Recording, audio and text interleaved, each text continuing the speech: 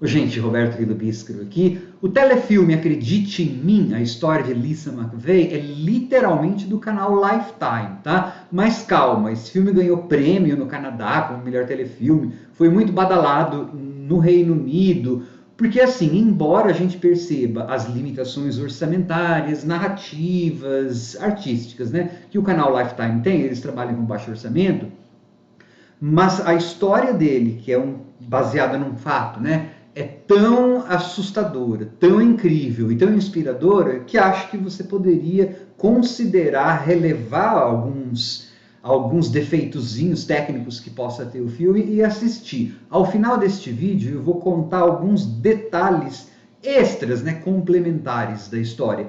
Eu pesquisei bastante, vi entrevistas com a Lisa de verdade e tal, e vi que o canal Lifetime foi bastante fiel à história, porque ela já é cinematograficamente quase inacreditável o suficiente, tá? Então não precisou inventar tanto. Mas ao final do vídeo eu falo na hora que for começar o spoiler, tá legal? Antes de continuar, eu gostaria de convidá-los a se inscreverem no canal Robertando, curtir os vídeos, compartilhá-los, isso ajuda muito, eu agradeço bastante. Dizer bem pouco, porque, bom, é assim, em 1984, uma adolescente que já era sexualmente abusada pelo namorado da avó, tá? Ela vivia com a avó porque a mãe era viciada em drogas e álcool, pelo jeito, e essa menina trabalha numa loja de donut, e numa madrugada lá, pegou o plantão noturno, quando ela estava voltando para casa, ela foi abduzida por um cara e durante 26 horas ela passou sendo estuprada, tá? Repetidamente. Só que ela conseguiu convencer o cara a libertá-la. Ela ficou vendada o tempo todo, mas mesmo assim ela foi muito esperta. Não vou dizer tanto mais coisas, tá? Só que esse cara, gente, era um serial killer, daqueles que eu falo que parece que para cada habitante dos Estados Unidos tem um serial killer, né? Então o filme vai contar como que essa menina que já era abusada usou essas... vamos dizer assim, gente, como que a história de abusada sexualmente dela foi útil, foi boa, olha que horror, para que ela tivesse as ferramentas emocionais e técnicas de sobrevivência para sair dessa situação, tá? Ele é, como eu falei, tem os seus limites técnicos, assim, tem um pedaço no começo em que a Lisa de verdade dá umas entrevistas, né? Pelo menos na versão que eu vi, era assim, não sei como está a versão que está na Netflix.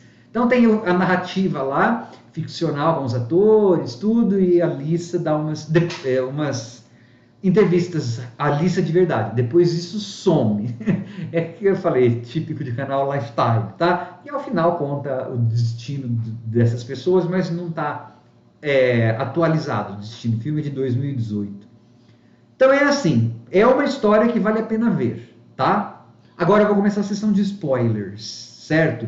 Coisas que eu aprendi assistindo entrevistas com a Lisa. Fiquei interessado no caso quando eu vi há algum tempo.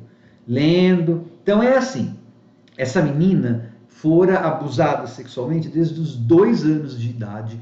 Começou na casa da mãe dela, que não a protegeu, tá? E a mãe dela, durante muitas vezes, mandava essa filha para ir embora. Então a Lisa passou muito tempo na casa, o que eles chamam de foster care, lares provisórios e instituições, até que a avó dela pegou ela para morar em casa. Como eu falei na parte sem spoilers, o namorado da avó abusava sexualmente, só que a, a avó sabia, tá? A avó viu várias vezes o namorado abusando da Lisa com um revólver apontado na cabeça dessa menina e pagava, o abusador, o namorado da avó dela, pagava para a mãe da Lisa. Então havia um pacto de silêncio. Ela era abusada e ninguém falava nada porque rolava dinheiro, rolava revólver, tudo. Tanto é que na véspera dela ser abduzida, ela tinha escrito uma carta de suicídio, uma carta explicando que ela ia se matar. Só que ela pretendia fazer isso no dia seguinte, a que ela foi abduzida. Aí numa entrevista eu ouvi a Lisa, porque aí ela mudou de ideia, ela passou então a lutar, né, contra, usando astúcia. Ela falou, não, a única pessoa que tinha direito de terminar com a minha vida, tem direito de terminar com a minha vida, sou eu não dou direito para ninguém. Então, olha como a história é muito maluca, né, porque o trauma e toda a experiência de abusada sexual dela ajudou depois ela a lidar com o estuprador. O fato dela ter passado aquelas 26 horas na mão de alguém estuprando serialmente fez com que ela não cometesse suicídio.